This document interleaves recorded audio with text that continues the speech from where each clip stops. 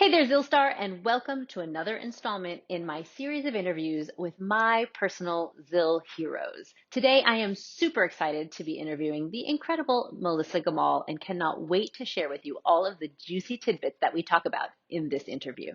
I first met Melissa online when she was sharing some amazing musician style finger cymbal technique that she has learned from the incredible Hany Morgan from Egypt. And this class blew my mind. So I knew I had to invite her on to talk about the finger cymbals and this particular style of zilling, which is so incredibly different from anything I had ever experienced before. And I think you are really going to enjoy what we have to talk about here.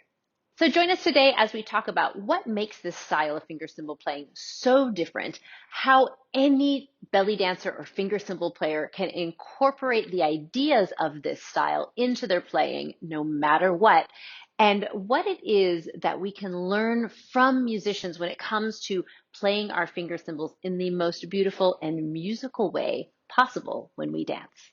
Thank you so much for joining me here. Let's go ahead and get started. So thank you so much, Melissa, for joining me today. I have been an avid follower and then, of course, a student of yours for a little while now, and I love to see what you are doing in the finger cymbal world. So I am thrilled that you are here. Thank you so much for joining me. Thank you for having me. I'm super excited to talk about nerdy, awesome finger cymbal stuff.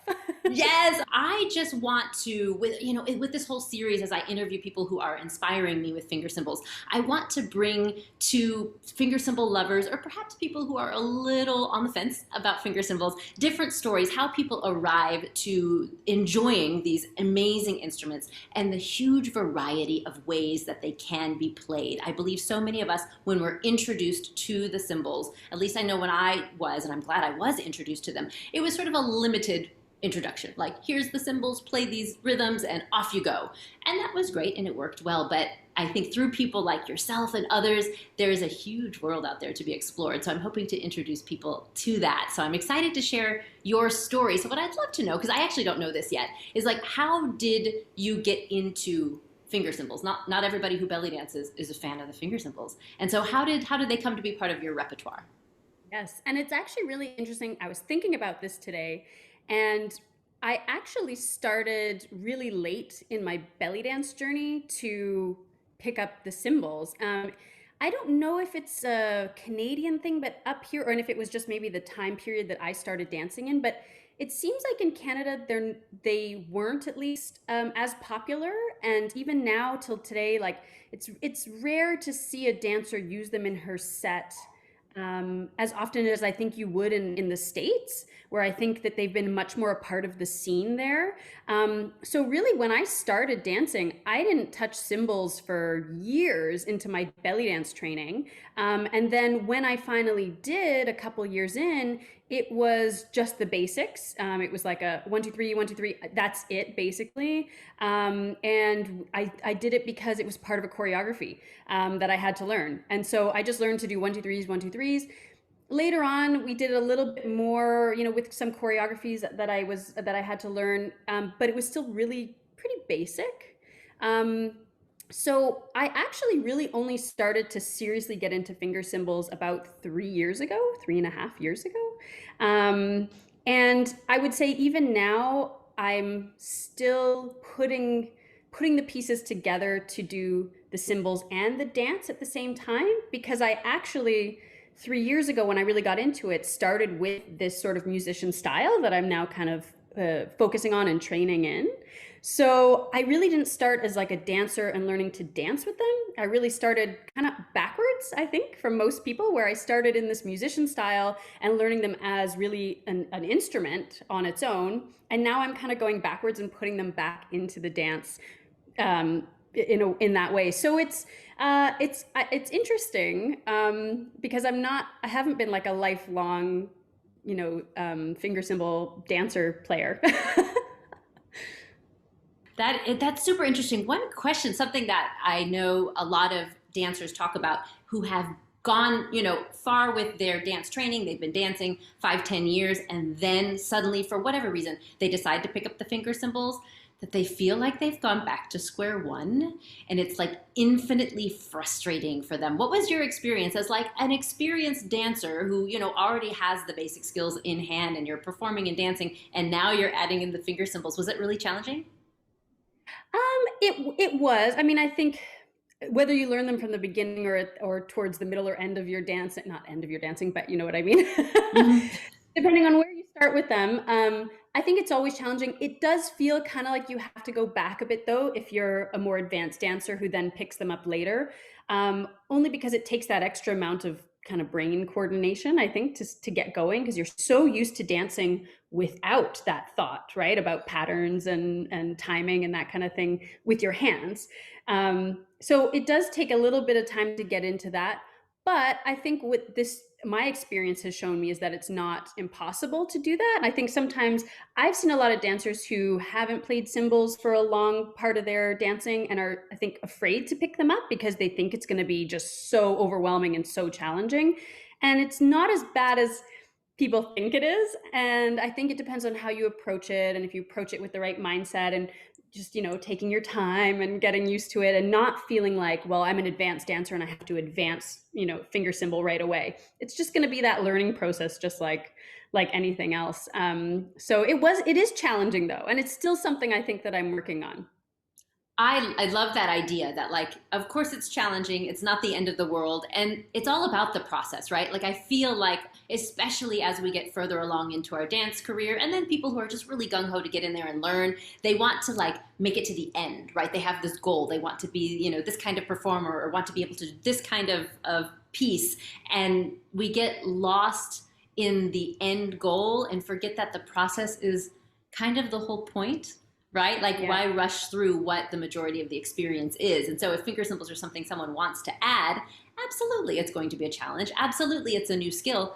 But that's the whole point, right? That's the whole point, is to grow as a dancer, grow as a musician, and to challenge yourself to do those things. Yeah, and I honestly felt, I think as dancers with that get to a certain level of sort of being a professional and being a teacher, and it's easy for us to also kind of feel like we've lost some inspiration sometimes or want new inspiration to kind of we kind of have those dips sometimes, and because we're giving a lot of energy a lot of the time, and so picking up finger cymbals 3 years ago was actually a really good boost for sort of like reviving me a little bit with some new inspiration, and ways that I was listening to the music and working with dance and music and all of these kinds of things. So it was, I think it actually can be really beneficial even sometimes to start something new or a different style or, the finger cymbals later on in your dancing, because it might, especially for dancers that have been around for a while, it kind of can give you something new, a new challenge. I love being a student. I love being a student. So I totally thrive in that environment. So to become kind of a student again in that sense with the cymbals really kind of just lit a fire in me. Oh, that's awesome. And I love what you said too about the idea of listening to the cymbals and like learning the rhythms and understanding how to put the cymbals in the music makes you hear the music in a completely different way. Yeah, and I Yeah. hadn't thought about that. Like, I was introduced to finger cymbals like right at the beginning. The very first choreography I ever did was finger cymbals and veil at the same time. And so I was just like, this is just what you do. I had no idea like how hard that is and how lucky I was to be like just thrown thrown in like that. Yeah. But Yeah. it's true. It's a totally different mindset and a totally different ear that you have on when you're looking to add cymbals to a piece of music. And that's such a good process and such an interesting process to go through as a dancer learning to understand the music. So I'm super curious if there was a way that you could describe, because not everybody knows this sort of musician style of playing, and I feel like there might even be various levels of musician style of playing, and we can geek out on that in just a little bit. But if you could describe to people verbally what the difference is between musician style playing and maybe what we might consider more traditional belly dance finger cymbal work, how would you describe it? Okay, I'll try my best. It's tough to kind of formulate the words, but the musician style of playing and technique is, I mean, it's really just that. It's sort of the way that, and I'm going to speak about really the way that they're being played in Egypt, because that is my focus. So at least in Egypt, this musician style of playing, it's really less about I would say, drawing the attention to the cymbals, whereas I feel like in dancer style, it's sort of like, here's a dancer using cymbals, and that draws focus out of the actual full piece of music. That's maybe my opinion on it, but it is, it's meant to also be kind of a showpiece that you're using cymbals and you're dancing. And whereas this sort of traditional musician style, it's really a very important part of the entire orchestra or the entire sort of band, and it's highlighted in the right moments, and it's less about playing consistently and only with and only playing the exact rhythm. It's a little bit more, at least from what I have heard and experienced, it's a little bit more about adding and being creative and following, of course, the downbeat, but a lot of melodic type fills and little, I always call them little trills and fills and things like that. So it's, for me, the biggest difference is I find that dancers tend to play sort of either a standard, a 1 2 3, or a 1 2 1 2 1 2 1 2, or they'll play, a melody, boom boom ba da da, boom ba da da, and they kind of stick with that.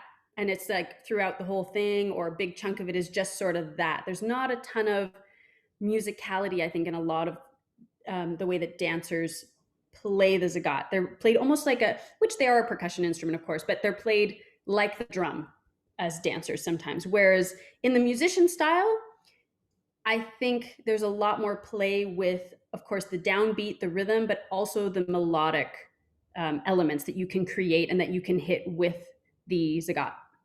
If that makes sense, I hope. Yeah, absolutely. I think you've described it really well, especially that I think there is a lot more variability in the tones and what is played, the rhythms that is played, and then how quickly things switch up. Because I think you're right. Traditionally, when I first learned, it was, here's your pattern. Maybe we play two patterns within the song, but you play this pattern for, a whole section of the music, and you play this pattern for a whole section of the music. So it was like a little element that just sat on top. Whereas like the musician style playing, when I've gotten to experience it with you and with Hany, like it's been like you are creating the song and you are embedded in the framework and the melodic interpretation in the moment. Yeah. That you said it much better than I did. Only because you got it started for me. Because otherwise I would have been like, I don't know how to explain it. It's just really different. Yeah. Great summary of the 5-minute answer. Actually.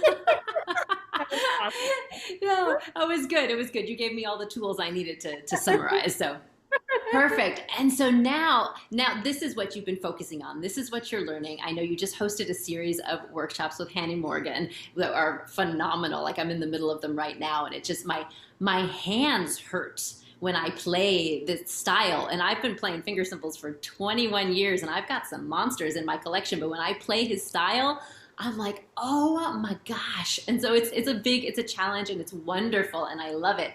So I'm interested to know kind of that you said that's sort of where you kind of first got started. So how are you, you're learning it, how are you using it? And then eventually I want to talk about like, how can this possibly be incorporated into our dancer vocabulary as cymbalists?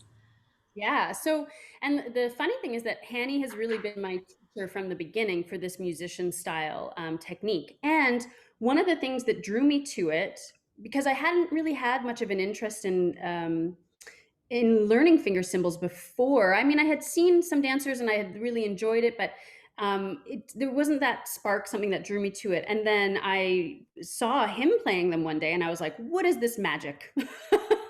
And then, of course, started taking classes with him and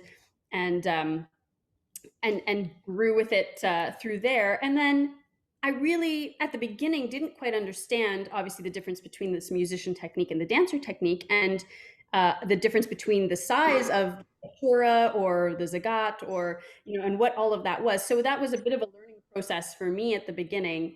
And then a little while into it, I thought, well, I have to figure out how to dance with these at some point, and I have to make this work. And it's tricky because not all of the techniques are very conducive to use with dancing, because of the way you have to hold the cymbals, or because of the size of the cymbals. So it really kind of depends on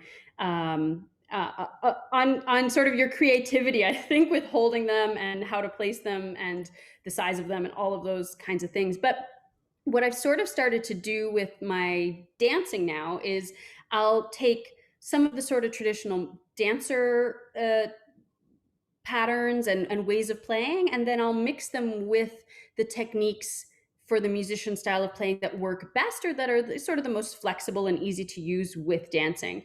And a lot of it has just been discovering that certain techniques, I have to hold my hands a certain way, which means I have to have my arms in a certain position if I want to use that technique for dance.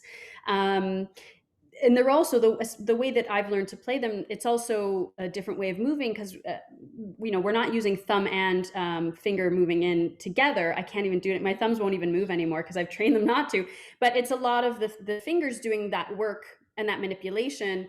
And so that too, your brain kind of has to switch around how it's going to hold things and where your arms are going to be. So I started just kind of gently throwing it in to some of the dancing I was doing, and I've just sort of been working on figuring out the best ways to use the techniques in dance. And so far it's going okay. There are, again, like I said, there's some techniques that are going to be really tricky and really require a certain hand position, and so there's only so much we can kind of do at this point. And it depends on the size. And I actually, just to show you, so these are the tura that I was using in that recent video, and they're pretty big. They're the size of the palm of my hand. I've got pretty tiny baby doll hands, so they really look bigger on me.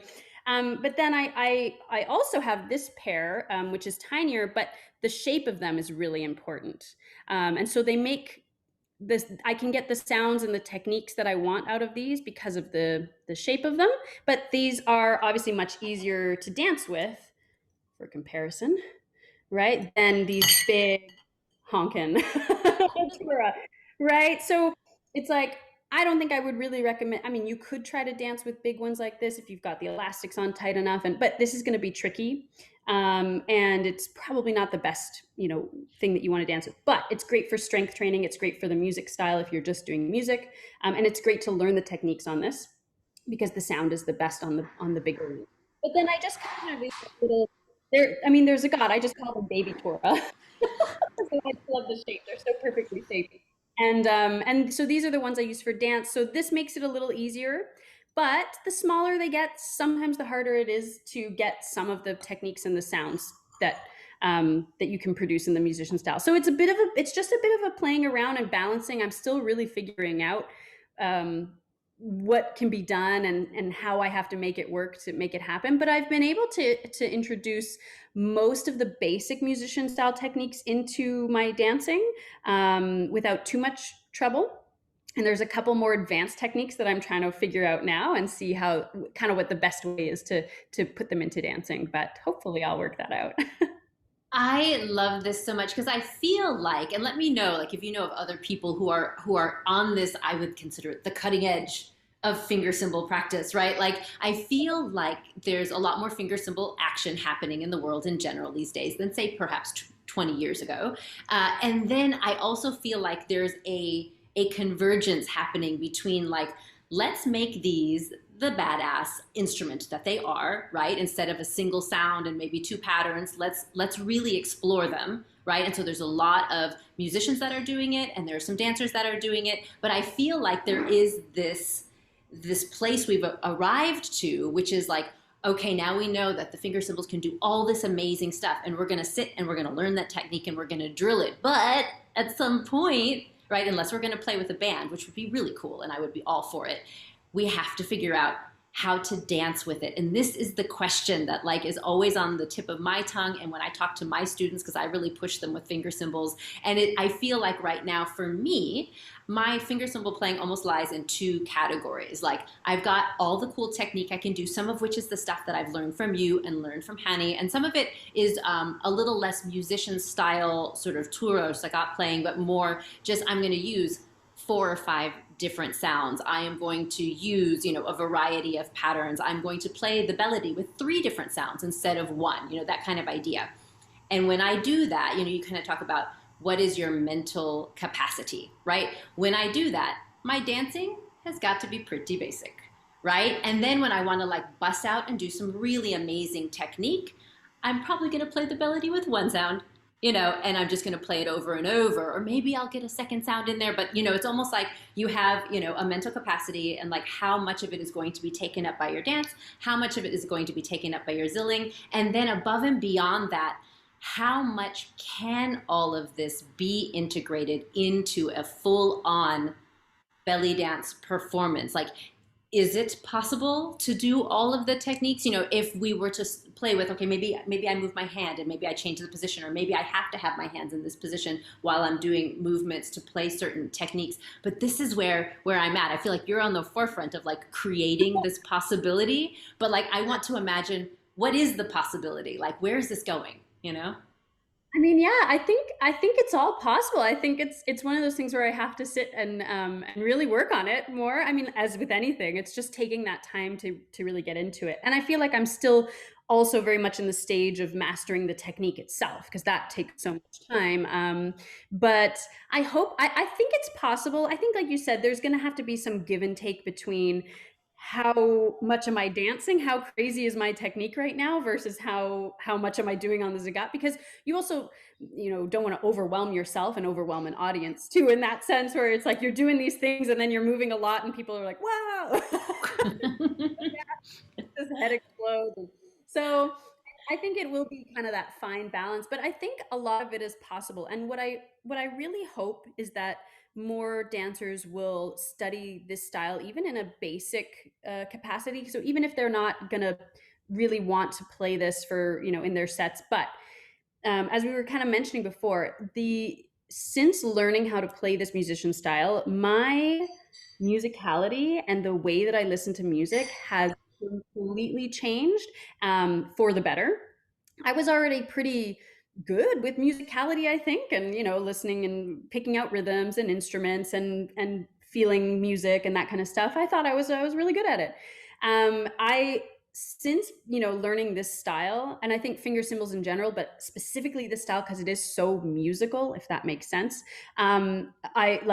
I listen to music completely differently. And even when I don't have the cymbals on, I'm listening and dancing to music completely differently because of the way that this has made me listen and I don't know, feel music a little bit differently. So I think even if dancers aren't going to use this technique, it's great to learn a little bit of it and listen to it, so that even if you decide not to play these techniques, I still think a lot of what you can learn about the musicality of it can be used with your regular dancer style playing. And it'll just open up your mind to kind of playing more sounds and different ways within the music, even if you're not using these exact techniques. And so that, I think, is the exciting possibility of dancers learning more about this style, because again, some of the techniques, they may not work for us for dancing ever, just because of the way we have to hold our hands. But you can swap that technique but use the same musicality in your dance, and I think that is what's going to take dancers to the next level with this kind of playing. Yes, I love that. Oh man, that's the best answer I could have imagined. I really like it. Like, it's because it's not, I felt like sometimes there's this impossible goal. I'm like, well, now that I have all this cool stuff, like how am I possibly going to use it? But the truth of it is that you're already using it, right? Like, even if you're not using those techniques, the musicality it has instilled in your brain and the way it has allowed you to think about music and even think about how finger cymbal playing can fit on top of music is completely new or enhanced, right? It might not be all totally different, but it gives you so many more possibilities. And I think I've seen this too, where I'll learn a technique and I'm like, well, I definitely can't do it exactly the way I saw it in class, but I can make a similar sound or a similar pattern with something that's more familiar to me in an easier hand position and incorporate that into the dance, which is powerful. And it's fun, it's playful. It gives you the chance to kind of explore and build your own finger cymbal style in a way that's going to allow you to be so much more expressive. Like, one of my desires is that people don't see this as like a thing they have to do while they're playing, like just another layer they've got to add on. We don't need another layer we have to add on, but it's another method by which we can express ourselves and express our connectivity with the music. And that's powerful and exciting at the same time. Yeah, and it's to bring together the sort of musical aspect and the dance aspect at the same time. So, because you are a musician and a dancer in the same moment, I think that's really cool. And I think it's really badass. Yeah, it's incredible. Like we are amazing. We're so amazing. Like, and yeah, there aren't a lot of dance styles that you have the opportunity to also create the music you're dancing to. So I'm curious, like when you start to use some of these more musical techniques in your dancing, is there a particular way you like to set up your performance so that it truly showcases it? I think of opportunities where you're dancing with, perhaps a live band, how awesome, or even like, very orchestrated iPod music, right? And a lot of those techniques are going to get a little bit lost in the shuffle. Do you incorporate them then? Or if you're like, or is it not worth it and you do it on an opportunity where maybe your finger cymbals will be more audible? Yeah, it's tough because unfortunately, most of the opportunities I've had to play these at this point have been online because of the whole pandemic and all of that. So yeah, so unfortunately, I haven't had a ton of options except for when I'm in Cairo and other things to kind of really play them in a live setting or in a sort of a different setting. But I hope to play with some bands at some point, and that would give me a nice opportunity to show off the skills and kind of use all of the skills because I wouldn't be moving around quite as much. And in the dancing, I think it's up to the individual. If I'm in a position where I think the audience is really going to appreciate and enjoy it and hear it really well, I'll throw more of it in. But if it's sort of a regular gig where people are like just there to have fun and be happy and they're not really there to see me do the most artistic sagat show they've ever seen in their life or something, I'll tone it down and focus more on the dancing. But I do hope that as I get better at adding them to dancing, I would really like to create some really nice pieces, and hopefully when festivals kind of come back and open up a bit more, and different scenes and different travels and things like that I get to do, I hope I'll be able to create some cool kind of zagat focused dance pieces that kind of have that nice blend and show off the technique while still incorporating enough of the dance in it as well. Yeah, that's kind of where I feel like I live right now. I have like my acapella Zill piece, which is where I pull out all the cool stops, and then like the pieces where I play finger cymbals, and I'll use several sounds and maybe do a couple fun patterns, but it's more of an accompaniment and not part of the musical experience. And then like the birthday party you go dance at, and it's just all like gallop and happy, happy, fun, fun, right? Because you're just getting people up to dance and it's all about the Like party. multiple hand positions and like the cool things you can do. They're like, girl, just dance. Right, exactly. They're like, can I borrow your finger cymbals? I'm like, oh no. That's usually where that goes. Precious. Like, I no. know. Like, hands off. Right, absolutely. That's good to hear because I feel like that's been where I feel like the next level of growth is for a lot of dancers who are really getting into the finger cymbals, really taking it beyond the basics, beyond the single sound, beyond one or two patterns. And I love this, and I feel like people get intimidated, and I feel like sometimes I don't help with that, and I need to be better with the way I talk about it. Like I don't want anyone to be intimidated.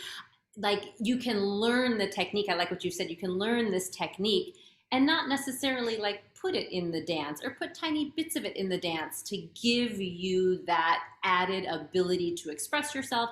All of it makes us stronger finger cymbal players, which makes playing the cymbals easier because we don't have to think about it as much. It doesn't take up as much of our mental capacity. But to know that, yeah, just because you've learned 22 new sounds. I feel like the first class I took with you, I was like, oh man, I had some sounds and I just learned like 5 more in 1 hour. What the heck am I going to do with this? Right. But you don't have to use them all right away. You kind of just take them for what they are and play with them and integrate them as you feel fit. Right. And I'm one of those people who like for a 2-hour workshop, I plan about 3 days of content because I'm like, there's not enough. Like, so even in my zagat class, I was like, well, this is going to be too easy. They're all going to get it too quick. I'm going to have 30 sounds that they can do. So yeah, it's definitely if you're someone who either doesn't play finger cymbals at all or plays sort of the more dancer style, and you start with the musician style, it's overwhelming at first, 100%. And it's a bit, again, even if you've been playing regular cymbals, I think it still feels like that. Whoa, like I got to step back a little bit and relook at this a different way. But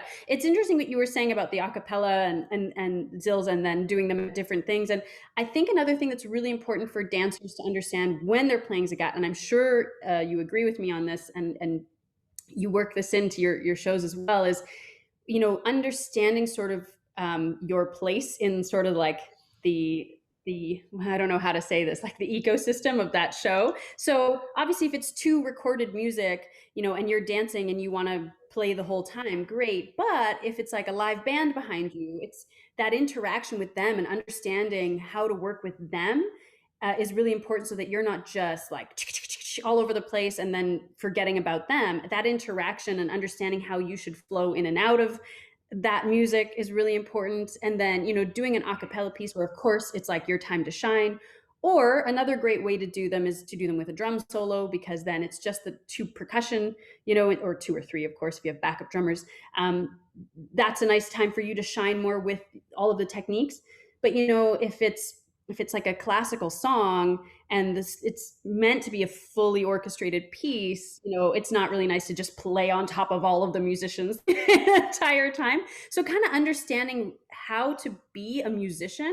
I think one of the things that I often hear dancers say all the time is that the finger cymbals or the zagat are a prop, and I'm like, they're not a prop, they're a musical instrument. And yes, you can call them a prop if you want, but they're really shouldn't be looked at that way. They should be looked at as if they are a musical instrument, because calling them a musical instrument and feeling like they are a musical instrument, which they are, means you're going to treat them differently when you're playing, especially with live music, so that you have that respect with all the other musicians that are on stage, and you're not just playing on top of them. And most of the, I think, critique that musicians give dancers who play cymbals a lot of the time is that they're not taking breaks, they're not listening to the music behind them, they're not playing with the band, they're playing like on top and separately. It's almost like they see band and dancer, and then the cymbals are still over here, but when you've got the cymbals on, you're kind of over here in the middle going back and forth, rather than just being the dancer. So there's that. I think that is a really important thing for dancers to connect with if they're going to play finger cymbals, and I think the musician style really helps with that. I love that you brought this up. And obviously this could be an entire like masterclass in and of itself. Like the idea of how do we play with music, but even more importantly with live music, because I do agree that it's a little bit different if it's a recording than with a live band. But there are certain sort of, I don't want to call them unwritten rules, because I think rules make people nervous, right? They're not rules, but just understanding the format and the structure of music and where the finger cymbals play, where they fit in that structure. And I know, we don't have 10 more hours to talk about it, but this is something that I think makes dancers really nervous with recorded music and with live music, because not everyone gets the chance to dance with live music, unfortunately. But even with recorded music, I think a lot of dancers would rather keep their finger cymbals in the Zill pouch instead of bringing them out, because they're like, oh, I don't know when to play or what to play. And so like if you could address slightly like the idea, not necessarily the what, but like the when to play if we're dancing to something like a more highly orchestrated, classical number, what would you say if you had to give someone just like an advice clip on like when do you figure out when you should play? How do you do that? It's tough to answer that kind of in a general sense, but I would say before you even start playing and dancing, sit back and kind of listen to the music first and look to the examples that we already have out there. So one of the series that I did when I was teaching the musician style was I looked at playing them in sort of old style shabby music, and I looked at how we played them in new style shabby music, and I looked at how they were played in Sufi music, and I looked at how they were played in some other folklore music like Saidi and other stuff. And I first had the students just listen to the tracks so that they could hear how the musician had already put the zagat into that piece, or the tura into that piece of music. And it informed so much, right, of how you can do it. When other instruments came up or were doing a solo, the zagat dropped down. When it's more of a full orchestrated moment or a moment for the percussion section to take over and come up, they come up. And and the nice thing about the musician technique too is that there are some really nice, subtle, dull sounds that you can make that are this really nice bass line that don't overwhelm, but you can continue to play kind of throughout underneath the piece. And then when it picks up and when the music swells, you can use all these cool, larger kind of sounds and fuller sounds to hit that. So I think first and foremost, just sit and listen to how musicians uh, have played them, because that'll help inform you of sort of where things should go. Where again, if it's like a soft solo like violin moment, you don't want to be like, Right. the violinist is going to hit you over the head with their instrument if you're doing that. So it's just that kind of like sensing sort of the different swells in the music, and when certain instruments have their moment to kind of pull back, when it's your moment to definitely shine and come forward, and flowing in and out of the music with the musicians or with the recording, so that it's all kind of working together and everyone has their moments and no one's overwhelming any other person in there. I hope that makes Yes. sense. That was great because I almost felt bad asking that question. I'm like, that's a huge question. But like, I think, yeah, you gave a good example of like a general rule. And then absolutely the idea of just going and listening to music, especially that already has sagat in there and you can see how it's done. You can start to get a feel for it. Because I think in the end, what we all are aiming for is to have a feel for it, to just sort of intuitively know, as opposed to like having a list of rules that you refer to when you get ready to play. And I think Yeah. that listening and just learning through that experience will allow people to just have that intuitive feel for where the zagat should be played. Yeah. And I think one of the things that I think dancers who play sort of that more, again, the traditional sort of the dancer style, which is great, and I love it as well.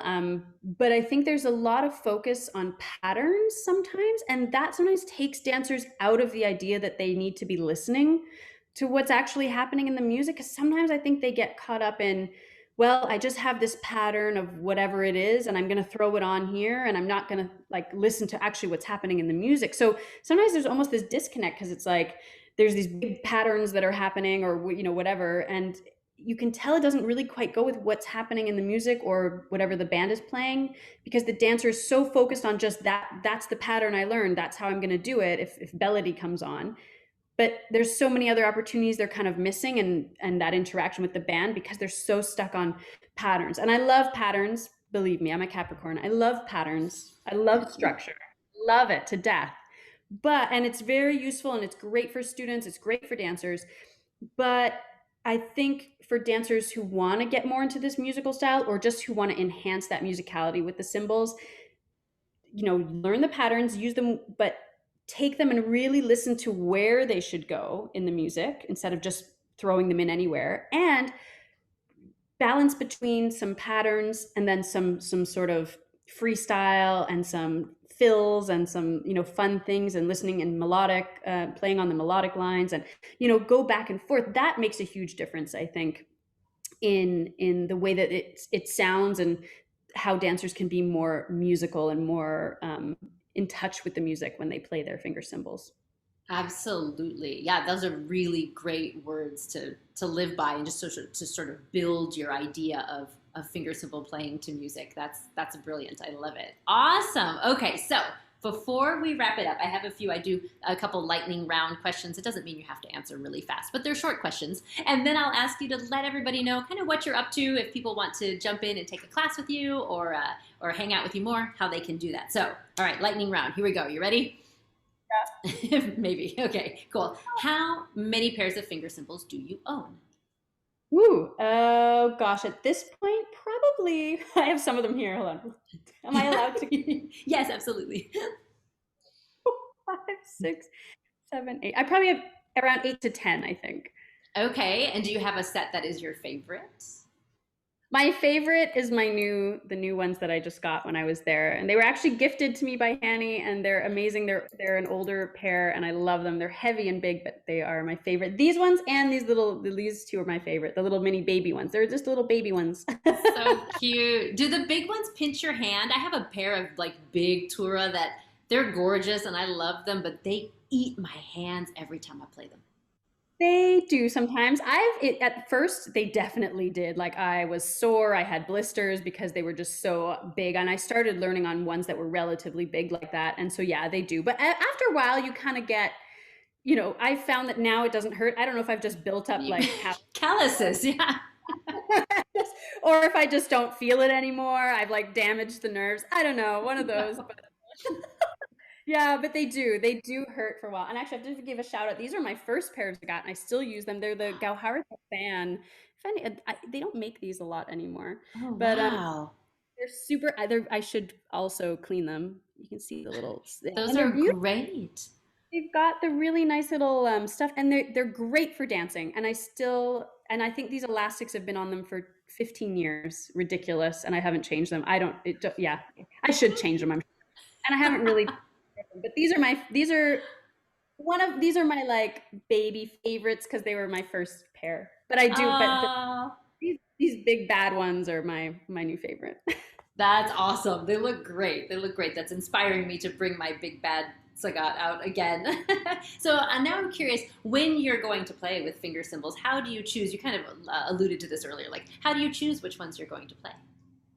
Yeah, so it depends on whether I'm going to be dancing or not with them. So definitely when I'm only focusing on the musician style and sort of being the musician, I'm going to use the big bad ones. As usually the big ones are even a medium pair. They do have different tones themselves, as you know. I mean, you have so many pairs, and so I mean, even if I have this size, but it's thinner or it's a slightly different material or slightly different shape, it's going to make different sounds. So I'll base it on that. But generally, the big ones for my just focused on musician style, and then I'll generally go with sort of like a medium or the small set for my dance stuff, something like that. They're not too, they're kind of in between.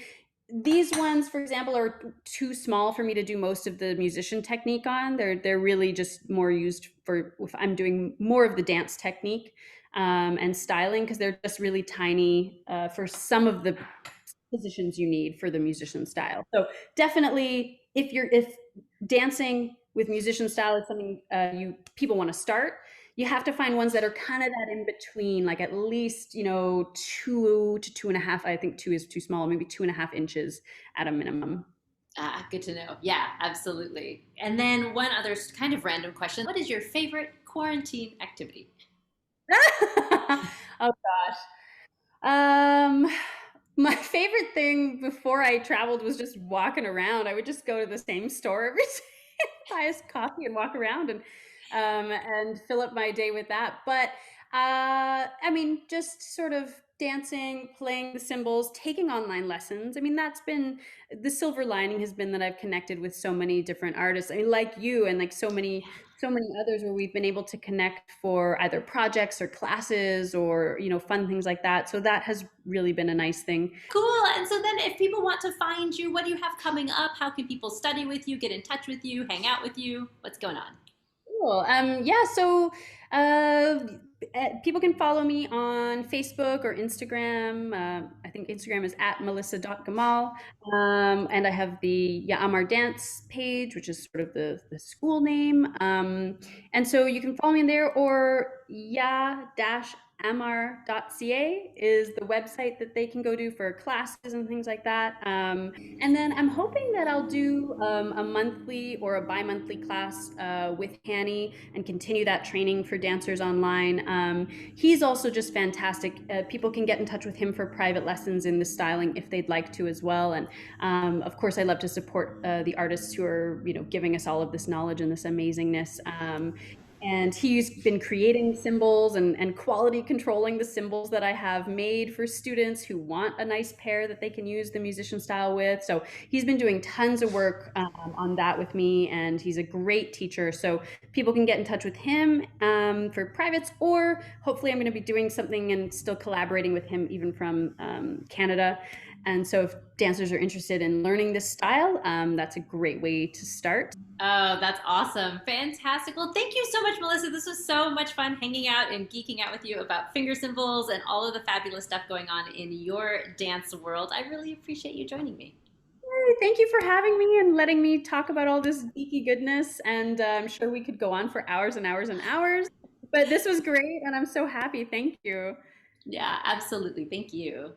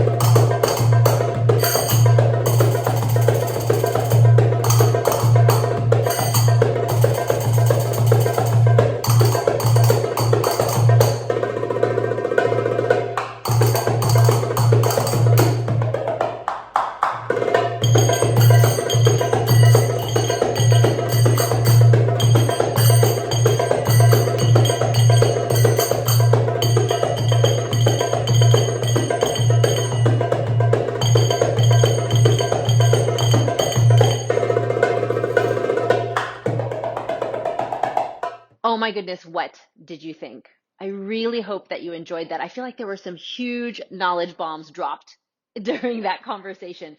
I particularly loved how Melissa talked about how this musician style of playing is not necessarily just for advanced finger cymbal players. It's not necessarily even something that you would need to incorporate in your dancing itself for it to be hugely beneficial to the way that you think about music, listen to music, hear music, and interpret music either in your finger cymbal playing or in your dance. So I invite you to come be a part of this revolution. This is good stuff happening here, folks. Reach out to Melissa or reach out directly to Hany Morgan and get zilling, right? Find ways to study this style and technique. It will make you a stronger finger cymbal player. It'll give you more musicality, more intuition, more connection with the music. And that's what it's all about, right? It's this journey that brings us to be better finger cymbal players, better dancers, better stewards of this beautiful cultural dance that we all know and love. And I hope that you will join me there. Thank you so much, and I'll see you next time.